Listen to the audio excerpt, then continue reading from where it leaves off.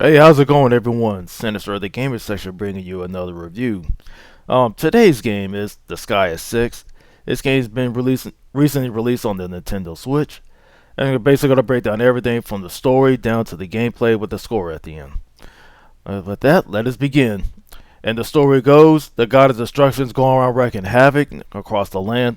It's up to our protagonist Zed and his companion Servius to take him out. However, he's not gonna go at it alone because you have allies that go help you along the way.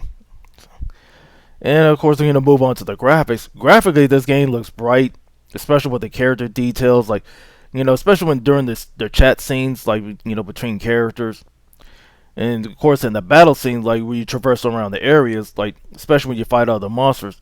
It has a little pixelated look, but well, you can still see your character details, like in certain areas, like for example, like you go to area to fight monsters and you see characters standing there.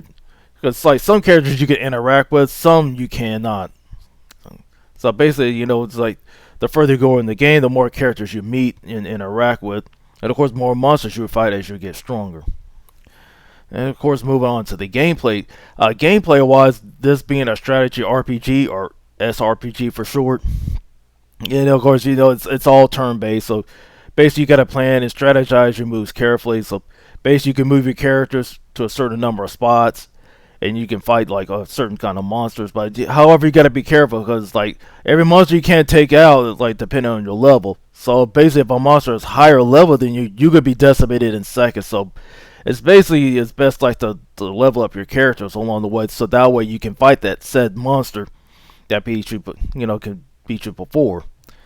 However, like the problem I have with this game is basically with the camera angle. So usually on the Nintendo Switch, you can use like the trigger buttons just like to change the camera angle, so that way you can see who you're fighting. But however, like usually you have options like to do it manually, or you can choose to do it auto. But usually like during my gameplay, I did it auto just to see how it is. Usually it does your battles for you, but sometimes your outcome doesn't always turn in your favor because, like I said, your character's not a high level and you don't have the best equipment, to get through this situation.